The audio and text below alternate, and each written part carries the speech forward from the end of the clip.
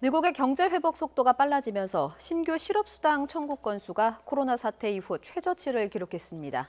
이 독일은 하루 백신 접종자가 100만 명을 넘어서는 신기록을 세우면서 1차 접종률이 26%로 올랐습니다. 국제부 조세영 기자와 함께 자세한 소식 살펴보겠습니다. 어서 오십시오. 안녕하십니까? 예, 백신 접종과 함께 미국의 고용 시장도 좀 회복세를 보이고 있는 듯합니다. 네, 그렇습니다. 미국 노동부는 매주 신규 실업수당 청구 건수를 발표하는데요. 예. 지난 밤 사이에 공개된 자료를 보면 지난 18일부터 한 주 동안 미국의 신규 실업수당 청구 건수가 55만 3천 건으로 집계됐습니다. 전주보다 1만 3천 건 줄어든 것이자 3주 연속 감소세를 이어간 겁니다. 예. 또 지난해 코로나 사태가 처음 터진 이후는 최저치입니다.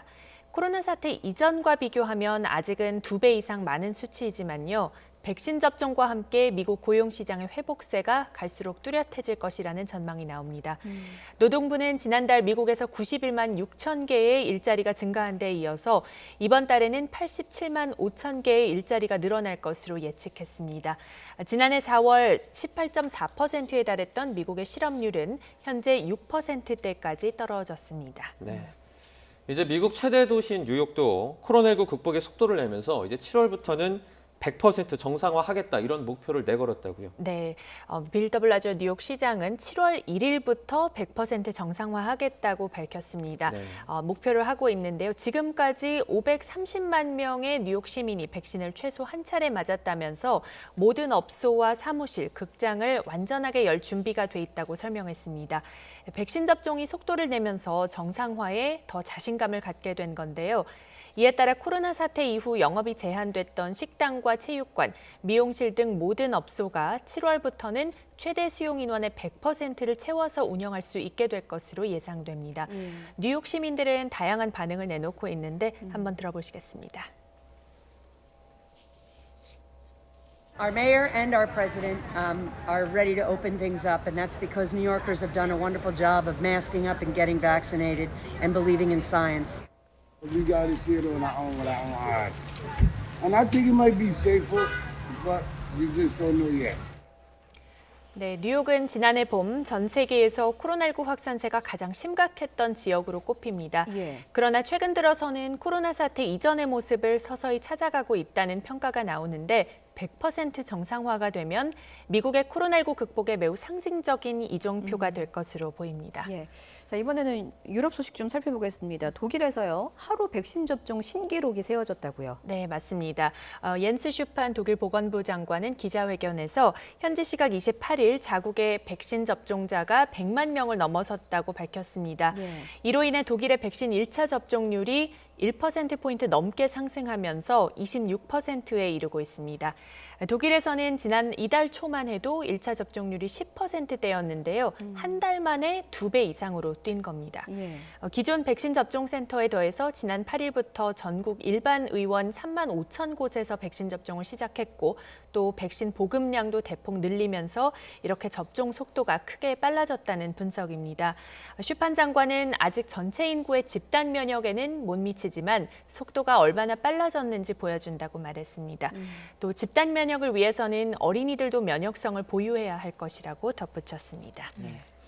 이제 어린이 접종에 대한 관심도 높아지고 있는데 네. 이 독일 바이오엔테크 CEO가 12세 미만의 어린이용 백신에 대한 어떤 승인 신청 계획을 내놓았군요. 네, 그렇습니다. 화이자와 바이오엔테크는 현재 12살 미만 어린이 4,600명을 대상으로 이상 임상 시험을 진행 중인데요. 우그르사힌 바이오엔테크 CEO는 임상 시험을 이르면 9월쯤까지 마치고 당국에 승인 신청을 하겠다고 밝혔습니다. 5살에서 12살 어린이에 대한 임상 시험 결과가 7월에 나오고 5살 미만에 대한 결과는 9월쯤 나올 것이며 데이터 정리에 4주에서 6주가 걸린다는 설명입니다. 네. 지금 진행 중인 임상시험은요, 10살이 백신 접종을 감당하면 9살을 접종하는 식으로 순차적으로 이렇게 내려오면서 진행이 되고 있는데 예. 현재는 가장 어린 6개월 아기까지 진행됐다고 합니다. 사힌 CEO는 또 12살에서 15살 대상의 백신은 미국 식품의약국에 승인을 신청해 놓은 상태고 다음 달 5일에는 유럽의약품청에도 승인을 신청할 예정이라고 밝혔습니다. 여기에도 이제 심사가 몇 주가 걸리기 때문에 6월 초부터 접종을 시작할 수 있을 것으로 전망하고 있습니다. 예. 사힌 CEO는 현재까지 현재까지 연구 결과를 보면 12세에서 15세 대상 백신의 효능은 100%에 가깝고 감당이 가능한 것으로 나타났다고 말했습니다. 그렇군요. 자, 이스라엘의 경우는 빠른 백신 접종으로 이제 집단 면역 달성이 굉장히 눈앞에 있는 상황인데 네. 이런 가운데 인도발 변이 바이러스가 유입돼서 긴장감을 높이고 있다고요? 네, 이스라엘에서는 지난주부터 인도발 바이러스, 변이 바이러스 감염 사례가 계속 보고되고 있는데요. 예. 이스라엘 보건부는 지금까지 총 41건의 인도 변이 감염 사례가 확인됐다고 밝혔습니다. 이 가운데 24건은 해외 입국자였고요. 17건은 지역 감염으로 어린이 사례도 5건이 포함됐습니다.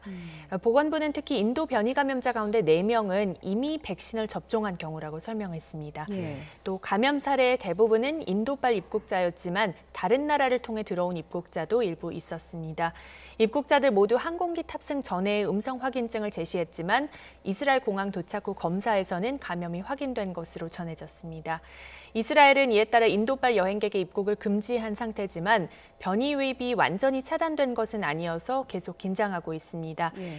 보건부는 인도를 포함한 코로나19 고위험국에 대한 여행을 제한하고 백신 접종자라도 입국 후 의무 격리를 제한했는데 정부 차원에서 이를 책정할지 지켜봐야겠고요.